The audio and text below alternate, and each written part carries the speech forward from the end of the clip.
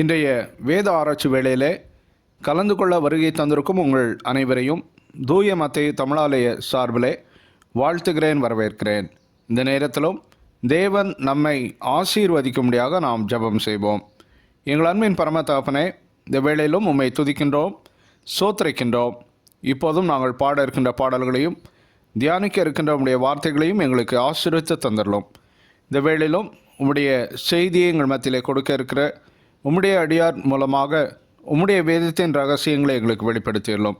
இந்த நேரம் முழுதும் நாங்கள் உம்முடைய திருப்பிரசனத்தை உணரவும் உம்மால் நிரப்பப்படவும் எங்களை வெறுமையாக்கி உம்முடைய கரத்திலே தாழ்த்தி தருகிறோம். இப்பொழுதும் இந்த வேத ஆராய்ச்சி வேளையிலும் பங்கு பெறுகிற யாவரையும் ஆசீர்வதித்து அவருடைய ஆன்மீக தேவைகளை சந்தித்தருளும். எங்களை உம்முடைய திருப்பாதத்திலே சமர்ப்பணம் செய்கிறோம். எங்களை உம்முடைய சித்தம் போல வனைந்தருளும். இறைமைந்தன் இயேசுவின் மூலம் வேண்டிக் கொள்கிறோம் எங்கள் நல்ல பிதாவே, ஆமேன்.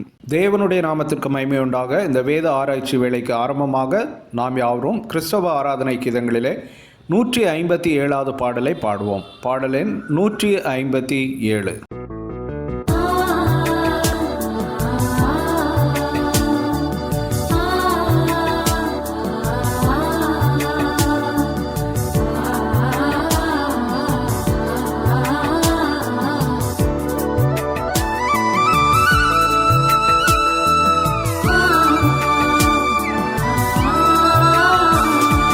பலிபீடத்தில் என்னை பரனே படைக்கிறேனே இந்த வேளை, அடியேனை திருசித்தம் போல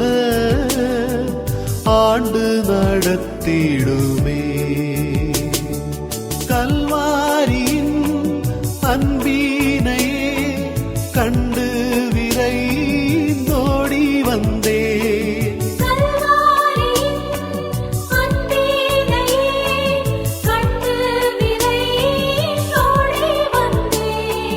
கழுவும் திருரத்தத்தாலே கரை நீங்க இருதயத்தை.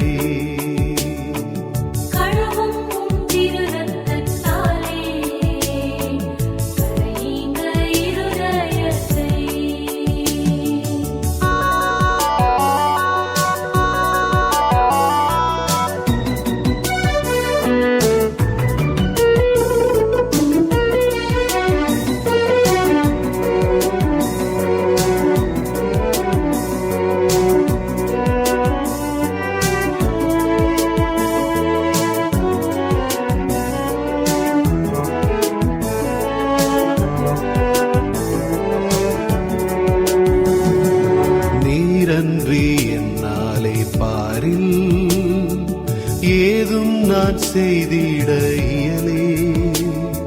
சேர்ப்பீரே வழுவாது என்னை காத்துமக்காய் நிறுத்தி. கல்வாரியின் அன்பினையே கண்டு விரைந்தோடி வந்தே.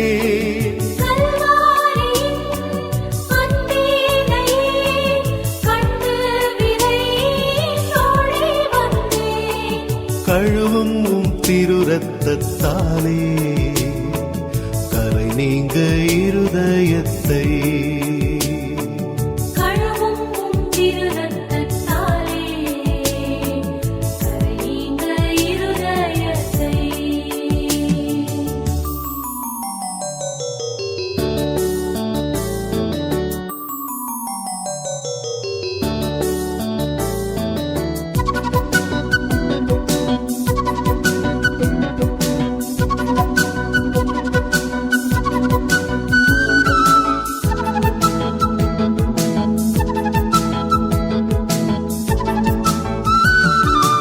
ஆவியோடாத்மா சரீரம் அன்பரே உமக்கென்றும் ஈந்தே.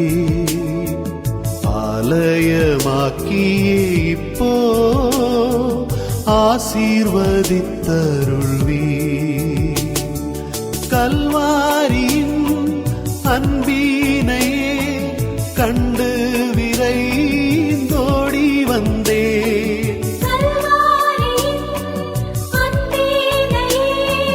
கண்டு விரை திரு ரத்தத்தாலே கரை நீங்க இருதயத்தை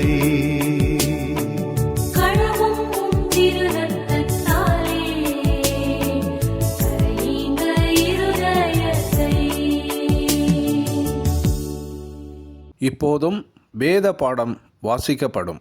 இன்றைய வேத ஆராய்ச்சிக்கென்று தெரிந்து கொள்ளப்பட்ட வேத பகுதி அப்போஸ்தலருடைய நடபடிகள் 2ஆம் அதிகாரம் 42ஆம் வசனம் முதல் 47ஆம் வசனம் வரை. The Bible reading for today's Bible study is taken from the Acts of the Apostles, chapter 2, verses from 42 to 47. அப்போஸ்தலருடைய நடபடிகள் 2ஆம் அதிகாரம் 42ஆம் வசனம் முதல். அவர்கள் அப்போஸ்தலருடைய உபதேசத்திலும் அந்யோன்யத்திலும் அப்பம் பிட்குதலிலும் ஜெபம் பண்ணுதலிலும் உறுதியாய் தரித்திருந்தார்கள். எல்லாருக்கும் பயமுண்டாயிற்று. அப்போஸ்தலர்களாலே அநேக அற்புதங்களும் அடையாளங்களும் செய்யப்பட்டது. விசுவாசிகள் எல்லாரும் ஒருமித்திருந்து சகலத்தையும் பொதுவாய் வைத்து அனுபவித்தார்கள். காணியாட்சிகளையும் ஆஸ்திகளையும் விற்று ஒவ்வொருவனுக்கும் தேவையானதற்கு தக்கதாக அவைகளில் எல்லாருக்கும் பகிர்ந்து கொடுத்தார்கள். அவர்கள் ஒருமனப்பட்டவர்களாய் தேவாலயத்திலே அனுதினமும் தரித்திருந்து வீடுகள் தோறும் அப்பம் பிட்டு மகிழ்ச்சியோடும் கபடமில்லாத இருதயத்தோடும் போஜனம் பண்ணி தேவனை துதித்து ஜனங்கள் எல்லாரிடத்திலும் தயவு பெற்றிருந்தார்கள். ரட்சிக்கப்படுகிறவர்களை கர்த்தர் அனுதினமும் சபையிலே சேர்த்து கொண்டு வந்தார் என்பதை வாசிக்கும்படியாக தெரிந்து கொள்ளப்பட்ட வேத பகுதி வாசித்தாயிற்று. அறிவிப்புகள். இன்றைய வேத ஆராய்ச்சி வேளையிலும் பங்கு பெற்று கொண்டிருக்கின்ற உங்கள் அனைவரையும் கர்த்தராகிய இயேசு கிறிஸ்துவின் இனிய நாமத்திலே வாழ்த்தி வரவேற்கிறேன். இந்த வேத ஆராய்ச்சி வேளையிலும் நம்மத்திலே தேவனுடைய செய்தியை பகிர்ந்து கொள்ள இருக்கும் ரெவரண்ட் டாக்டர் ஸ்டான்லி ஜோன்ஸ் அவர்களை ஆலய சார்பிலே வாழ்த்தி வரவேற்கிறேன். அவர்கள் பூனாவில் இயங்கி வரும் யூபிஎஸ்லே நியூ டெஸ்டமென்ட் டிபார்ட்மெண்ட்டிலே ப்ரொஃபஸராக இருந்து தேவனுடைய ஊழியங்களை செய்து வருகிறார்கள். திரும்பவும் தேவனுடைய நாமத்திற்கு மகிமை உண்டாக நாம் யாவரும் கிறிஸ்தவ ஆராதனை கீதங்களிலே 138வது பாடலை பாடுவோம். பாடலெண் 138.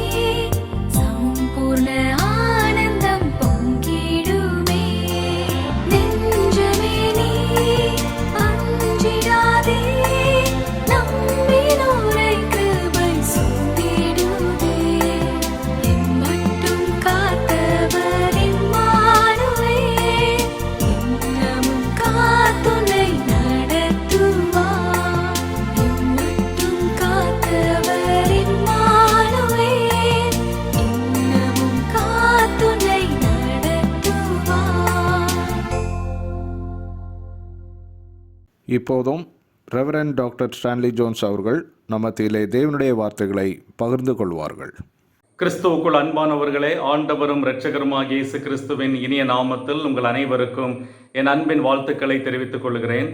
இம்மாதமும் இந்த வேத ஆராய்ச்சி கூடுகையில் கலந்து கொண்டு கர்த்தருடைய வார்த்தையை உங்களோடு பகிர்ந்து கொள்வதற்கு கிடைத்த இந்த வாய்ப்புக்காக ஆண்டவரை ஸ்தோத்திரிக்கிறேன். கடந்த முறை நாம் அப்போஸ்தலருடைய நடபடிகள் 2ஆம் அதிகாரம் 37 41 வசனங்களிலிருந்து பெந்தேகோஸ்தே நாளில் பேதுருவின் பிரசங்கத்தின் விளைவாக என்ன நடந்தது என்று பார்த்தோம். நீங்கள் சிலுவையில் அறைந்த இந்த இயேசுவையே தேவன் ஆண்டவரும் கிறிஸ்துவமாக்கினார் என்று இஸ்ரவேல் குடும்பத்தார் யாவரும் நிச்சயமாய் அறிய கடவர்கள் என்ற பேதுருவின் பிரசங்கத்தை கேட்ட யூதர்கள் நாங்கள் என்ன செய்ய வேண்டும் என்று மறுமொழி கொடுத்தார்கள். அதற்கு பேதுரு, நீங்கள் மனம் திரும்பி ஒவ்வொருவரும் பாவ மன்னிப்புக்கென்று இயேசு கிறிஸ்துவின் நாமத்தினாலே ஞான ஸ்நானம் பெற்றுக்கொள்ளுங்கள் என்று பதில் அளித்தார். அன்று அவருடைய வார்த்தையை ஏற்றுக்கொண்டவர்கள் 3000 பேர் ரட்சிக்கப்பட்டு திருச்சபையில் சேர்த்து கொள்ளப்பட்டார்கள். சபை வளர்ந்து பெருகியது என்று பார்த்தோம். இன்று அதன் தொடர்ச்சியான அப்போஸ்தலர் 2ஆம் அதிகாரம் 42 47 வசனங்களை நம்முடைய சிந்தனைக்காக எடுத்துக்கொள்வோம். இந்த வசனங்களில் ரட்சிக்கப்பட்டு சபையில் சேர்த்து கொள்ளப்பட்ட புதிய விசுவாசிகள் தொடர்ந்து என்ன செய்தார்கள் என்று பார்க்கிறோம். கிறிஸ்துவை விசுவாசித்து ஞானஸ்நானம் பெற்று திருச்சபையில் இணைந்து கொள்வது கிறிஸ்துவுடனான நம்முடைய உறவின் தொடக்கம் மட்டுமே. அதன் பிறகு நாம் விசுவாசத்தில் வளர வேண்டியது அவசியம். எனவே இந்த அதிகாரத்தின் நிறைவு வசனங்கள் கிறிஸ்துவுக்குள் குழந்தைகளாய் இருந்த இந்த புதிய விசுவாசிகள் எப்படி விசுவாசத்தில் வளர்ந்தார்கள் என்று பார்க்கிறோம். அவர்கள் அப்போஸ்தலருடைய உபதேசத்திலும் அந்நியோன்யத்திலும் அப்பம் பிற்குதலிலும் ஜெபம் பண்ணுதலிலும் உறுதியாய் தரித்திருந்தார்கள் என்று தொடங்கி ஆதி திருச்சபையின் சில முக்கிய பண்புகளை இந்த வசனங்களில் லூக்கா பட்டியலிடுகிறார். ஆதி திருச்சபை ஒரு கற்றுக்கொள்ளும் சபையாக, ஒரு ஐக்கியமுள்ள சபையாக, ஒரு ஜெபிக்கும் சபையாக, ஒரு செயல்படும் சபையாக, ஒரு வளரும் சபையாக இருந்தது என்று இந்த வசனங்களில் நாம் பார்க்கிறோம். இந்த 5 பண்புகளையும் நாம் தொடர்ந்து பார்ப்போம். முதலாவதாக நாம் கற்றுக்கொள்ளுகிற முதல் பாடம், ஆதி திருச்சபை அப்போஸ்தலருடைய உபதேசத்தில் தரித்திருந்தது. ஆதி திருச்சபை அப்போஸ்தலருடைய உபதேசத்தில் தரித்திருந்தது என்று பார்க்கிறோம். They devoted themselves to the apostles' teaching. 42ஆம் வசனத்தின் முதல் பகுதி, அவர்கள் அப்போஸ்தலருடைய உபதேசத்திலும் அந்நியோன்யத்திலும் அப்பம் பிற்குதலிலும் ஜெபம் பண்ணுதலிலும் உறுதியாய் தரித்திருந்தார்கள். அவர்கள் அப்போஸ்தலருடைய உபதேசத்தில் தரித்திருந்தார்கள் என்று லூக்கா ஆதி திருச்சபையின் பண்புகளை விவரிக்க தொடங்குகிறார். யார் இவர்கள்? இவர்கள் பெந்தேகோஸ்தே நாளில் பேதுருவின் பிரசங்கத்தின் விளைவாக ரட்சிக்கப்பட்டு திருச்சபையில் சேர்த்து கொள்ளப்பட்ட 3000 பேர். அந்த 3000 பேரும் திருச்சபையில் சேர்த்து கொள்ளப்பட்ட உடனே திருச்சபையாக இணைந்து கிறிஸ்துவின் சரீரமாக செயல்பட தொடங்கினார்கள். அவர்கள் செய்த முதல் விஷயம், அவர்கள் அப்போஸ்தலருடைய உபதேசத்தில் தரித்திருந்தார்கள். இந்த ரட்சிக்கப்பட்ட 3000 பேரில் பெரும்பாலானோர் புதிய விசுவாசிகள். இயேசுவை குறித்தோ இயேசுவின் போதனைகள் குறித்தோ அதிகம் தெரியாதவர்கள். காரணம், அவர்கள் தூர தேசங்களில் இருந்து எருசலேமுக்கு பெந்தேகோஸ்தே பண்டிகைக்காக வந்தவர்கள் என்று இதே அதிகாரம் அப்போஸ்தலர் 2ஆம் அதிகாரம் 5 11 வசனங்களில் பார்க்கிறோம். எனவே அவர்கள் தங்கள் சொந்த நாடுகளுக்கு திரும்பி போவதற்கு முன்பாக அவர்களை கிறிஸ்துவின் விசுவாசத்தில் நிலைநிறுத்துவதற்கு அப்போஸ்தலர்கள் கடமை பெற்றிருந்தனர். காரணம், புதிய விசுவாசிகளுக்கு கிறிஸ்துவின் கற்பனைகளை போதிக்கும் பொறுப்பை இயேசு அப்போஸ்தலர்களுக்கு கொடுத்திருந்தார். இயேசு அப்போஸ்தலர்களுக்கு கொடுத்த இறுதி கட்டளையில், நான் உங்களுக்கு கட்டளையிட்ட யாவையும் அவர்கள் கை கொள்ளும்படி அவர்களுக்கு உபதேசம் பண்ணுங்கள் என்று சீஷர்களுக்கு இயேசு கட்டளையிட்டிருந்தார். எனவே இந்த புதிய விசுவாசிகளுக்கு அப்போஸ்தலர்கள் கிறிஸ்துவின் உபதேசங்களை கற்றுக் கொடுத்தார்கள். அதிலே விசுவாசிகள் தரித்திருந்தார்கள் என்று பார்க்கிறோம். அந்த ஆதி விசுவாசிகளைப் போலவே தேவனுடைய சித்தத்தை அறிந்து கொள்ள நாம் ஆர்வத்தோடு இருக்கிறோமா? உண்மையாகவே நாம் வேதத்தை தியானித்து அப்போஸ்தலர்களின் உபதேசத்தை அறிந்து கொள்ள ஆர்வமுள்ளவர்களாய் இருக்கிறோமா? இன்று ஆரோக்கிய உபதேசம், இறையியல் போதனைகள் நமக்கு தேவையில்லை என்று நினைக்கும் காலகட்டத்தில் நாம் வாழ்ந்து கொண்டிருக்கிறோம். ஆனால் ஆதி திருச்சபையின் ஆரோக்கியமான வளர்ச்சிக்கான இரகசியம் அவர்கள் அப்போஸ்தலர்களின் போதனையில் உறுதியாய் தரித்திருந்ததுதான் என்பதை மறந்துவிடக்கூடாது.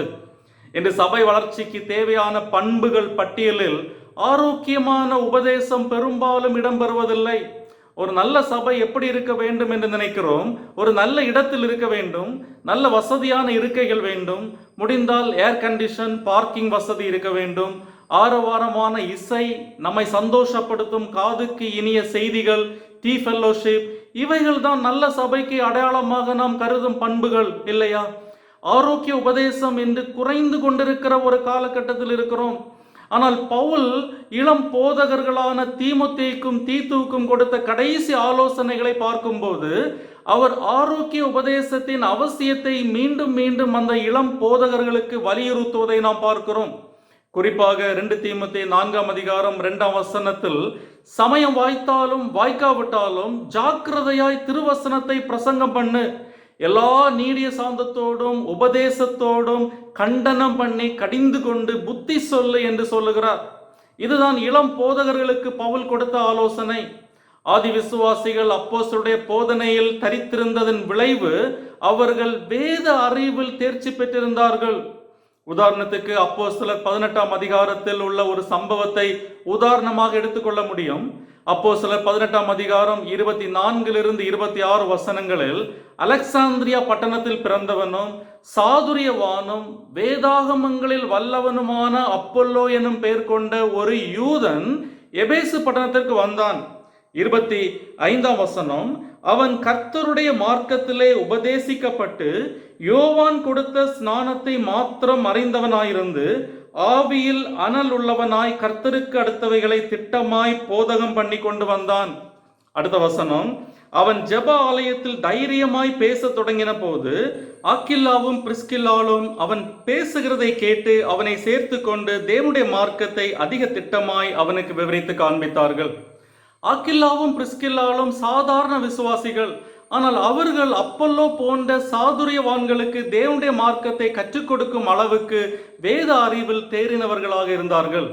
அதே போல அப்போஸ்தலர் 17ஆம் அதிகாரம் 11ஆம் வசனத்தை வாசிக்கும் போது அங்கு பெராயா பட்டணத்தாரை குறித்து சொல்லப்பட்ட ஒரு சாட்சியை பார்க்கிறோம். அப்போஸ்தலர் 17:11, அந்த பட்டணத்தார் மனோவாஞ்சையாய் வசனத்தை ஏற்றுக்கொண்டு காரியங்கள் இப்படி இருக்கிறதா என்று தினந்தோறும் வேத வாக்கியங்களை ஆராய்ந்து பார்த்ததினால் தெசலோனிக்கேயில் உள்ளவர்களை பார்க்கலும் நற்குணசாலிகளாயிருந்தார்கள்.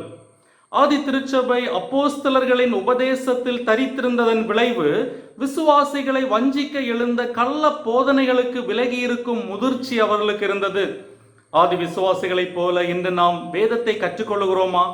2 விசுவாசிகள் சந்திக்கும் போது எதை குறித்து பேசுகிறோம்? நாம் சந்திக்கும் போது பேசுவதெல்லாம் உலக விஷயங்களா, அல்லது நாம் வேதத்தின் ரகசியங்களை ஒருவருக்கொருவர் பகிர்ந்து கொள்வதற்கு நேரம் எடுத்துக் கொள்கிறோமா? ஆதி திருச்சபைக்கு இருந்த 2வது பண்பு, அவர்கள் அந்யோன்யத்திலும் அப்பம் பிற்குதலிலும் உறுதியாய் தரித்திருந்தார்கள். அவர்கள் அந்யோன்யத்திலும் அப்பம் பிற்குதலிலும் உறுதியாய் தரித்திருந்தார்கள். They fellowship with one another. 42ஆம் வசனத்தின் பின்பகுதி மற்றும் 46ஆம் வசனம், 42, 46 வசனங்கள், அவர்கள் அப்போஸ்தலருடைய உபதேசத்திலும் அந்யோன்யத்திலும் அப்பம் பிற்குதலிலும் உறுதியாய் தரித்திருந்தார்கள். 46, அவர்கள் ஒருமனப்பட்டவர்களாய் தேவாலயத்திலே அனுதினமும் தரித்திருந்து வீடுகள் தோறும் அப்பம் பிட்டு மகிழ்ச்சியோடும் கபடமில்லாத இருதயத்தோடும் போஜனம் பண்ணினார்கள். புதிய விசுவாசிகள் அந்யோன்யத்தில், அதாவது ஐக்கியத்தில் உறுதியாய் தரித்திருந்தார்கள் என்பது அவர்களை குறித்து சொல்லப்பட்ட 2வது பண்பு.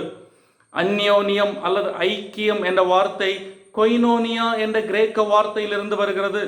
இது பொதுவாக புதிய ஏற்பாட்டில் பகிர்ந்து கொள்ளுதல் அல்லது ஐக்கியம் அல்லது பொருள் சகாயம் என்று மொழிபெயர்க்கப்பட்டுள்ளது. எங்க அப்போஸ்தலர் 2ஆம் அதிகாரத்தில் ஆதி விசுவாசிகள் தங்களுக்குள் கொண்டிருந்த ஐக்கியத்தை குறிப்பிட இந்த வார்த்தை பயன்படுத்தப்படுகிறது.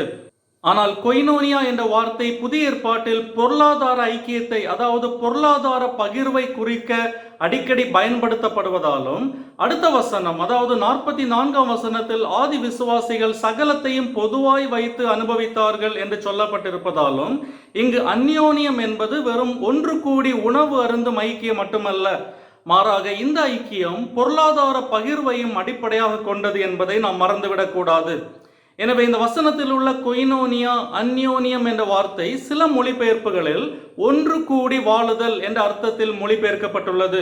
குறிப்பாக new American Bible, they devoted themselves to the communal life, அவர்கள் பொது வாழ்வை பகிர்ந்து கொள்ளும்படி தங்களை அர்ப்பணித்தார்கள் என்று மொழிபெயர்க்கப்பட்டுள்ளது. எனவே ஒரு ஆரோக்கியமான சபை விசுவாசிகளின் ஐக்கியத்திற்கு முக்கியத்துவம் கொடுக்கிற சபையாகவும் இருக்க வேண்டும். நாம் தலையாகிய கிறிஸ்துவை நேசிக்க வேண்டும் என்றால் சரீரத்தின் அவயவங்களாகிய சக விசுவாசிகளை நேசிக்க வேண்டும். அதே போல நாம் தலையாகிய கிறிஸ்துவோடு ஐக்கியம் கொள்ள வேண்டும் என்றால் சரீரத்தின் அவயவங்களாகிய சக விசுவாசிகளோடும் ஐக்கியம் கொள்ள வேண்டும். சக விசுவாசிகளோடு ஐக்கியப்படாமல் கிறிஸ்துவோடு ஐக்கியப்பட முடியாது. எனவே ஐக்கியம் அல்லது அந்யோன்யம் 2 பரிமாணங்களை கொண்டது. ஒன்று தேவனுடனான ஐக்கியம், 2 சக விசுவாசிகளுடனான ஐக்கியம். ஒரு முறை நியாயசாஸ்திரி ஒருவன் இயேசுனிடத்தில் வந்து, போதகரே, நியாயப்பிரமாணத்தில் எந்த கற்பனை பிரதானமானது என்று கேட்டான். இயேசு அவனுக்கு பிரயுத்தரமாக, உன் தேவனாகிய கர்த்தரிடத்தில் உன் முழு இருதயத்தோடும் உன் முழு ஆத்மாவோடும் உன் முழு மனதோடும் அன்பு கூறுவாயாக. இது முதலாம் பிரதான கற்பனை. இதற்கு ஒப்பாயிருக்கிற 2ஆம் கற்பனை என்னவென்றால், உன்னிடத்தில் நீ அன்பு கூறுவது போல பிறனிடத்திலும் அன்பு கூறுவாயாக என்பதே என்றார். இதை நாம் மத்தேயு 22ஆம் அதிகாரம் 37 39 வசனங்களில் பார்க்கிறோம்.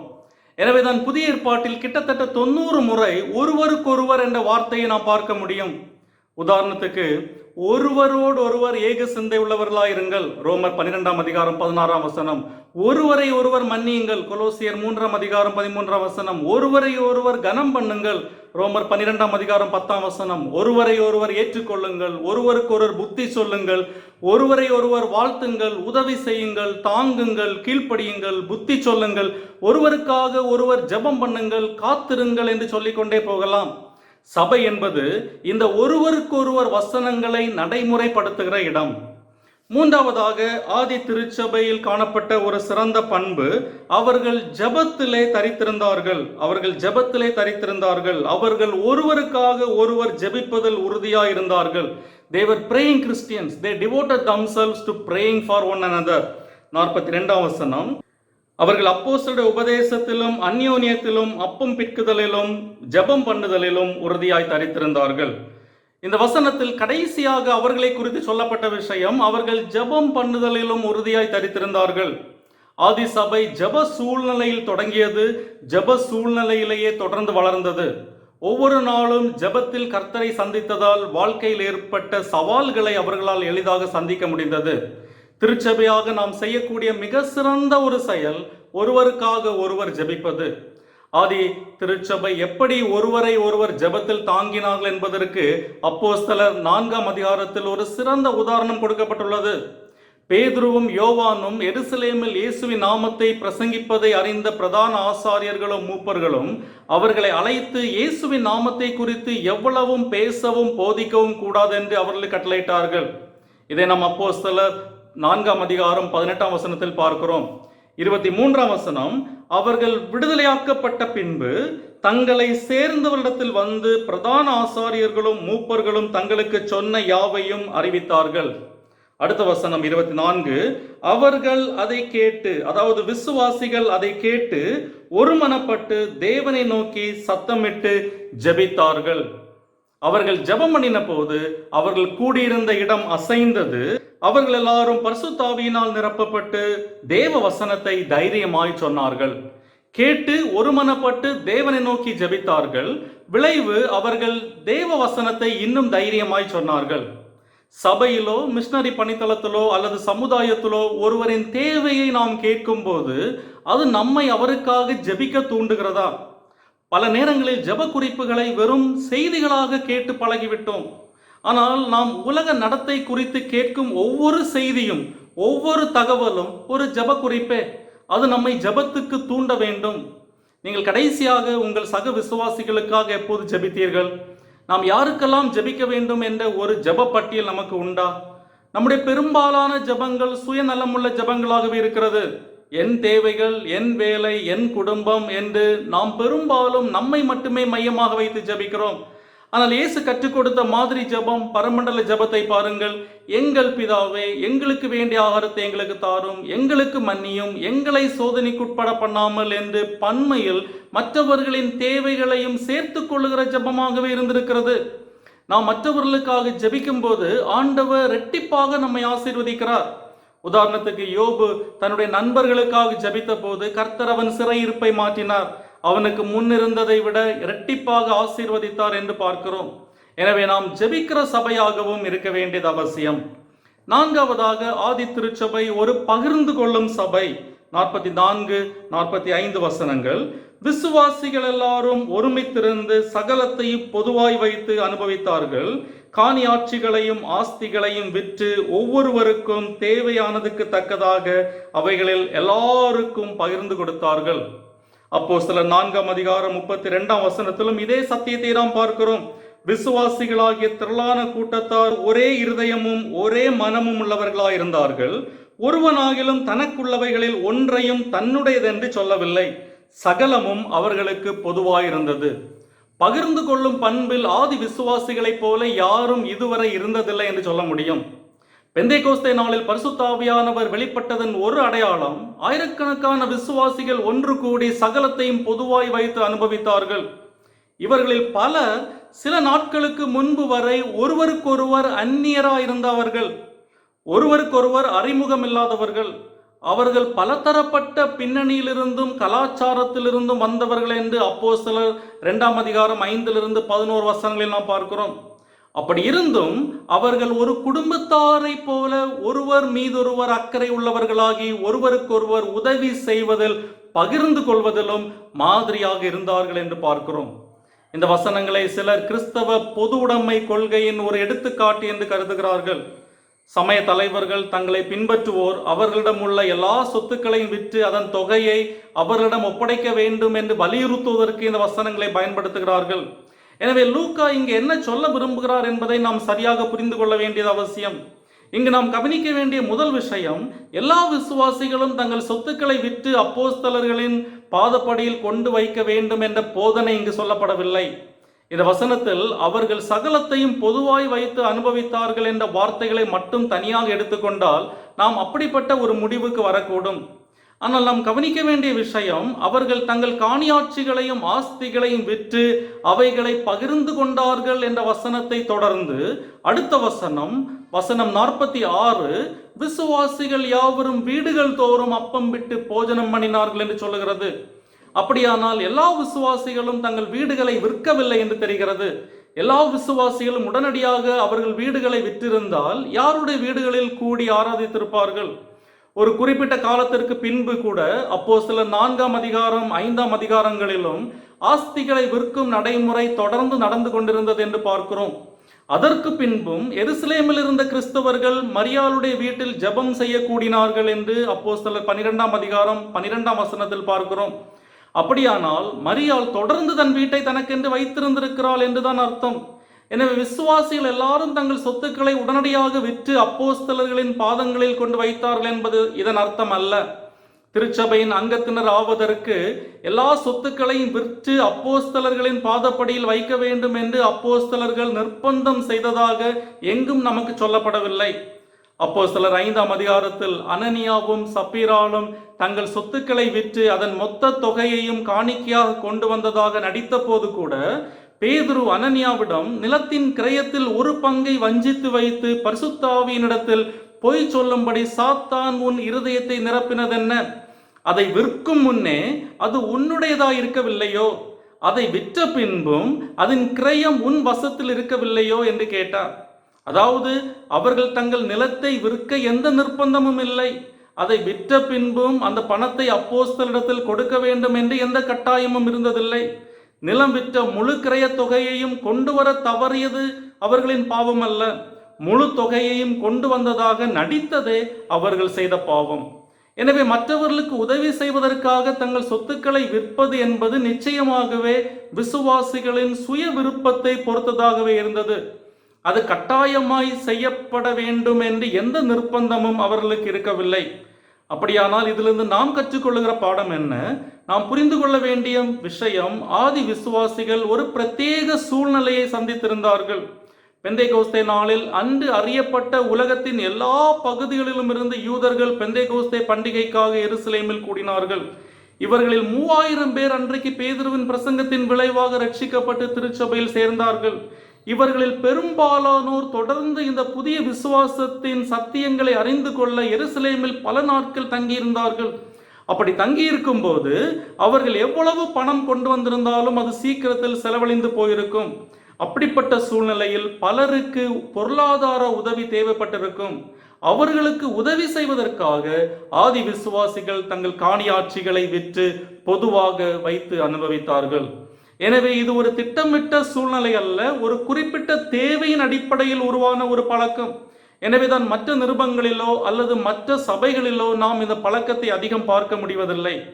அப்படியானால் இது நமக்கு கற்றுக் கொடுக்கும் பாடம் என்ன? நம்முடைய சகோதரர், அதாவது கிறிஸ்துவுக்குள் நம்முடைய உடன் விசுவாசிகள் தேவையில் இருக்கும் போது நாம் நம்மிடம் உள்ளவைகளை விற்றுவிட நேர்ந்தாலும் அவர்களுக்கு உதவி செய்ய தயாராக இருக்க வேண்டும் என்பது இதிலிருந்து நாம் கற்றுக்கொள்ளும் ஒரு பாடம். நாம் இதிலிருந்து கற்றுக்கொள்கிற இன்னொரு பாடம், ஆதி விசுவாசிகள் தங்களுடைய சொத்துக்களை எப்படி உரிமை கொண்டாடினார்கள் என்பதும் இதிலிருந்து நமக்கு கிடைக்கும் ஒரு பாடம். தங்களுடைய சொத்துக்கள் எதுவும் தங்களுடையதல்லவென்றும் அவை யாவும் தேவனுடையவைகள் என்றும் அவர்கள் புரிந்து கொண்டார்கள். அவர்கள் உலக சம்பத்துக்கு உக்ரானக்காரர் மட்டுமே என்பதை சரியாக புரிந்து வைத்திருந்தார்கள். கிறிஸ்துவுக்குள் அவர்கள் ஒரு குடும்பம் என்ற புரிதல் அவர்களுக்கு இருந்ததால் அவருடைய சொத்துக்களும் பொதுவானவையே என்ற எண்ணம் அவர்களுக்கு ஏற்பட்டிருந்தது. எனவே தேவைப்படும் வகையில் தங்கள் உடைமைகளை பகிர்ந்து கொடுக்க அவர்கள் தயாராக இருந்தார்கள். நமக்கான இதன் பயன்பாடு 1 யோவான் 3:17 உள்ளது. ஒருவன் இவ்வுலக ஆஸ்தி உடையவனாயிருந்து தன் சகோதரனுக்கு குறைச்சல் உண்டென்று கண்டு தன் இருதயத்தை அவனுக்கு அடைத்து கொண்டால் அவனுக்குள் தேவ அன்பு நிலை கொள்ளுகிறது எப்படி?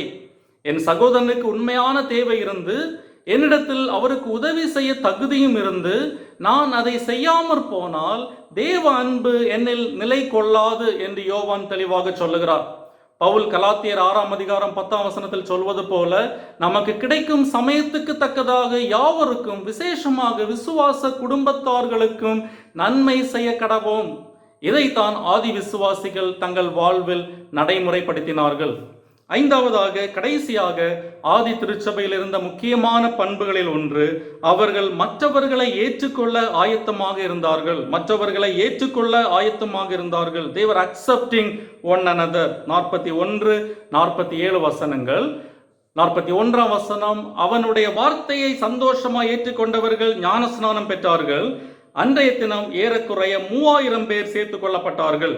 47ஆம் வசனம், ரட்சிக்கப்படுகிறவர்களை கர்த்தர் அனுதினமும் சபையிலே சேர்த்து கொண்டு வந்தார். சேர்த்து கொள்ளப்பட்டார்கள், சேர்த்து கொண்டு வந்தார் என்ற வார்த்தைகள் ஆதி விசுவாசிகள் புதிய விசுவாசிகளை தங்களோடு சேர்த்து கொள்ள ஆயத்தமாக இருந்தார்கள் என்பதை குறிக்கிறது. குறிப்பாக அப்போஸ்தலர் 2:41 3000 பேர் சேர்த்து கொள்ளப்பட்டார்கள் என்று பார்க்கிறோம். அதே போல அப்போஸ்தலர் 4:4 ஏறக்குறைய 5000 பேர் கிறிஸ்துவை விசுவாசித்து திருச்சபையில் சேர்த்து கொள்ளப்பட்டார்கள் என்று பார்க்கிறோம். அப்போஸ்தலர் 2:47 ரட்சிக்கப்படுகிறவர்களை கர்த்தர் அனுதினமும் சபையிலே சேர்த்து கொண்டு வந்தார் என்று பார்க்கிறோம். யார் இந்த 3000 5000 பேர்? யூதர்கள், புறஜாதியார், கிரேக்கு, ரோமர் என்று எல்லாரும் இதில் இருந்தார்கள். அப்போஸ்தலர் 2:8-10 வாசிக்கும் போது கிட்டத்தட்ட 15 தேசங்களை சேர்ந்த மக்கள் இதில் இருந்தார்கள் என்று பார்க்கிறோம். அவர்களில் கருப்பு நிறத்தவர், சிகப்பு நிறத்தவர், குட்டை, நெட்டை, ஏழை, பணக்காரர் என்று எல்லா தரப்பினரும் இருந்தார்கள். அவர்களை எந்த பாகுபாடும் இல்லாமல் சபையார் ஏற்றுக்கொண்டார்கள். அதுதான் சபை வளர்ச்சியின் இரகசியமாக இருந்தது. ஆதி சபை எப்போதுமே ஒற்றை கலாச்சார கூட்டமாக இருந்ததில்லை. அது எல்லாருக்குமான சபையாக தான் இருந்தது. ஆதி சபை நமக்கு கற்றுத்தரும் பாடங்களில் ஒன்று, சபையில் வேற்றுமைகள் இருக்கக்கூடாது என்ற பாடம். ஏழை பணக்காரர் வேற்றுமை இருக்கக்கூடாது. வாழும் இடத்தின் அடிப்படையிலோ, கலாச்சாரத்தின் அடிப்படையிலோ, விசுவாச கொள்கைகளின் அடிப்படையிலோ வேற்றுமைகள் இருக்கக்கூடாது. ஒரு குடும்பத்தின் பெரிய கொண்டாட்டங்களை எடுத்துக்கொண்டால் அந்த கொண்டாட்டங்கள் எல்லாமே குடும்பத்தில் ஒரு புதிய நபரை வரவேற்பதற்கான கொண்டாட்டங்கள் தான். அது பிறந்த நாள் கொண்டாட்டமாக இருந்தாலும் சரி, அல்லது திருமண நாள் கொண்டாட்டமானாலும் சரி, எல்லாமே குடும்பத்தில் ஒரு புதிய நபர் வந்த சந்தோஷத்தை கொண்டாடுவது தான். அதே போலதான் சபையிலும் நாம் மற்றவர்களை ஏற்றுக்கொள்வதில் மகிழ்ச்சியாக இருக்க வேண்டும். ஆதி விசுவாசிகளின் அன்பையும் ஐக்கியத்தையும் மற்றவர்கள் கவனிக்காமல் இருக்கவில்லை. அவருடைய வாழ்க்கை முறையை பார்த்த மக்கள் இயேசுவை இரட்சகராக ஏற்றுக்கொண்டு சபையில் சேர்ந்தார்கள். யோவான் 13ஆம் அதிகாரத்தில் இயேசு கடைசி ராப்போஜனத்தின் போது சீஷர்களுக்கு சொன்ன வார்த்தை இதுதான்: நீங்கள் ஒருவரில் ஒருவர் அன்புள்ளவர்களாக இருந்தால் அதனால் நீங்கள் என்னுடைய சீஷர்கள் என்று எல்லாரும் அறிந்து கொள்வார்கள் என்று சொன்னார். அதுதான் ஆதி சபையில் நடந்தது. அவர்கள் அன்பிலும் ஐக்கியத்திலும் உறுதியாய் தரித்திருந்த போது அவர்கள் ஜனங்கள் எல்லாரிடத்திலும் தயவு பெற்றார்கள். இதுதான் லூக்கா அவர்களை குறித்து கொடுக்கிற சாட்சி. இதுதான் சபை வளர்ச்சியின் ரகசியம். விசுவாசிகள் அன்பிலும் ஐக்கியத்திலும் நிலைத்திருக்கும் போது கர்த்தர் அனுதினமும் ரட்சிக்கப்படுகிறவர்களை சபையிலே சேர்த்து கொண்டு வருவார். இன்று சபை வளர்ச்சிக்கு என்ன செய்ய வேண்டும் என்று கருத்தரங்குகளும் மேடை பேச்சுகளும் புத்தகங்களும் பெருகிவிட்டது. ஆனால் தேவனுக்கு பிரியமான வகையில் சபையை வளரச் செய்வதை நடைமுறைப்படுத்துவது எப்படி என்று நாம் அறிய விரும்பினால் அப்போஸ்தலர் 2ஆம் அதிகாரம் 42 47 வசனங்களில் சொல்லப்பட்டுள்ள நடைமுறையை பின்பற்றுவதை விட வேறு வழி இல்லை. ஒரு சபையில் விசுவாசிகளின் எண்ணிக்கை அதிகமாவதை மட்டும் வைத்து அது ஆவிக்குரிய சபை என்று சொல்லிவிட முடியாது. ஆனால் தேவனுக்கு பிரியமான சபை நிச்சயம் வளருகிற சபையாக இருக்கும், அதில் சந்தேகமே இல்லை. இந்த வசனங்களில் விவரிக்கப்பட்டுள்ளது போன்ற ஒரு சபையில் அங்கத்தினராக இருப்பது எவ்வளவு பெரிய பாக்கியம் இல்லையா? அப்படி ஒரு சபை இன்று சாத்தியமா? விசுவாசிகளான நாம் வேதத்தை கற்றுக்கொள்வதிலும் அன்பிலும் ஐக்கியத்திலும் ஜெபத்திலும் தரித்திருக்கும் போது இப்படிப்பட்ட சபை சாத்தியமாகும் என்பதில் எந்த சந்தேகமும் இல்லை. எந்த சபையும் குறையற்றதல்ல. பரலோகத்தின் அந்த பக்கத்தில் தான் நாம் பிழையற்ற சபையை பார்க்க முடியும். ஆதி திருச்சபைகளிலும் பிரச்சனை இருந்தது. தங்கள் விதவைகள் கவனிக்கப்படவில்லை என்று கிரேக்கருக்கும் எபிரேயருக்கும் இடையில் பிரச்சனை இருந்தது. பவுலுக்கும் பேதுருவுக்கும் இடையில் கருத்து வேறுபாடு இருந்தது. பவுலுக்கும் பர்னபாவுக்கும் இடையில் கருத்து வேறுபாடு இருந்தது. கொரிந்து சபையில் 4 பிரிவுகள் காணப்பட்டது என்று பார்க்கிறோம். பிலிப்பு சபையில் ஏயோதியாளுக்கும் சிந்திகையாளுக்கும் இடையில் கருத்து வேறுபாடு இருந்தது என்று பார்க்கிறோம். ஆனால் இந்த கருத்து வேறுபாடுகள் ஒருவரை ஒருவர் ஏற்றுக்கொள்ள தடையாக இல்லாமல் பார்த்து கொண்டார்கள். ஆகவேதான் ஆதி சபை வளர்ந்தது. ஆகவேதான் ஆதி சபை துன்புறுத்தலை தாங்கியது. கிறிஸ்தவத்தை எதிர்த்த ரோமர்கள் ஆதி விசுவாசிகளை குறித்து கொடுத்த சாட்சி என்ன தெரியுமா? அவர்கள் ஒருவரை ஒருவர் எப்படி நேசிக்கிறார்கள் என்று பாருங்கள். See how they love one another. அவர்கள் ஒருவரை ஒருவர் எப்படி நேசிக்கிறார்கள் என்று பாருங்கள் என்பதுதான் கிறிஸ்தவ எதிர்ப்பாளர்கள் கிறிஸ்தவர்களை குறித்து கொடுத்த சாட்சி. இன்று நம்மை குறித்து அப்படி சாட்சி கொடுக்க முடியுமா? இன்று நம்முடைய திருச்சபைகள் எப்படி அறியப்படுகின்றன? அன்பு, கூட்டுறவு, பகிர்வு, ஒற்றுமை, அரவணைப்பு ஆகியவற்றால் அறியப்படுகிறோமா? அல்லது பிரிவினைகளாலும் சண்டை சச்சரவுகளாலும் அறியப்படுகிறோமா? ஆதி சபையின் பண்புகள் நம்முடைய சபைகளிலும் தலைத்தோங்க நாம் எல்லா முயற்சிகளையும் எடுக்க வேண்டும். விசுவாசிகளான நாம் வேதத்தை கற்றுக்கொள்வதிலும் அன்பிலும் ஐக்கியத்திலும் ஜெபத்திலும் தரித்திருக்கும் போது இப்படிப்பட்ட சபை சாத்தியமாகும் என்பதில் எந்த விதமான சந்தேகமும் இல்லை. அப்படிப்பட்ட கிருபையை ஆண்டவர் நமக்கு தருவாராக. ஆமென். இப்போதும் நம்மத்திலே தேவனுடைய செய்தியை பகிர்ந்து கொண்ட ரெவரண்ட் டாக்டர் ஸ்டான்லி ஜோன்ஸ் அவர்களுக்கு ஆலய சார்பிலே நன்றிகளை தெரிவித்துக் கொள்கிறேன். தேவன் தாமே அவர்களை ஆசீர்வதிப்பாராக. தொடர்ந்து அவர்களுக்காக, அவருடைய குடும்பத்தினருக்காக, அவருடைய ஊழியங்களுக்காக ஜெபிக்கும்படியாய் உங்களை அன்போடு கேட்டுக்கொள்கிறேன். இன்றைய வேத ஆராய்ச்சி வேளையிலும் கலந்து கொண்ட உங்கள் அனைவருக்கும் கர்த்தராகிய இயேசு கிறிஸ்துவின் இனிய நாமத்திலே நன்றிகளை தெரிவித்துக் கொள்கிறேன். இப்போதும் தேவன் நமக்கு தந்த இந்த நேரத்திற்காக ஆண்டவருக்கு நன்றிகளை ஏறெடுத்து நாம் ஜெபம் செய்வோம். எங்கள் அன்பின் ஆண்டவரே, இன்றைய வேத ஆராய்ச்சி வேலைக்காக உம்மை ஸ்தோத்திரிக்கிறோம். நீத்தாமே இந்த நேரத்திலும் உம்முடைய திருப்பிரசன்னத்தால் எங்களை நிரப்பினதற்காகவும் வேத சத்தியங்களை விளக்கி காண்பித்ததற்காகவும் உம்மை துதிக்கின்றோம். இன்றும் எங்கள் மத்தியிலே உம்முடைய செய்தியை அளித்த ரெவரண்ட் டாக்டர் ஸ்டான்லி ஜோன்ஸ் அவர்களுக்காக உம்மை நன்றியோடு ஸ்தோத்திரிக்கிறோம். நீத்தாமே அவர்களையும் அவருடைய குடும்பத்தினரையும் அவருடைய ஊழியங்களையும் ஆசீர்வதித்துள்ளோம். இப்போதும் இந்த நிகழ்ச்சியிலே பங்கு பெற்ற அனைவருக்கும் உம்முடைய தெய்வீக ஈவுகளையும் கிருபைகளையும் நிறைவாக அருளிச் செய்துள்ளோம். இன்றும் உம்முடைய பிள்ளைகள் கற்றுக்கொண்ட வேதத்தின் ரகசியங்களை இருதயத்திலே பொறுமையுடன் காத்து ஏற்ற வேளையிலே உம்முடைய ராஜ்யத்திற்கு பூரண பலனை தர உதவி செய்துள்ளோம். இந்த இரவு நேரத்திலும் உம்முடைய செட்டைகளின் நிழலிலே எங்களை மறைத்து காத்து கொண்டுள்ளோம். எல்லா தீங்குகளுக்கும் மோச நாசங்களுக்கும் எங்களை விலக்கி ரட்சித்தருளும். இரட்சகர் இயேசுவின் மூலம் கேட்டுக்கொள்கிறோம் எங்கள் ஜீவனுள்ள நல்ல பிதாவே, ஆமேன். நம்முடைய கர்த்தராகிய இயேசு கிறிஸ்துவினுடைய கிருபையும் தேவனுடைய அன்பும் பரிசுத்த ஆவியினுடைய ஐக்கியமும் நம் அனைவரோடும் கூட எப்போதைக்கும் இருப்பதாக. ஆமேன்.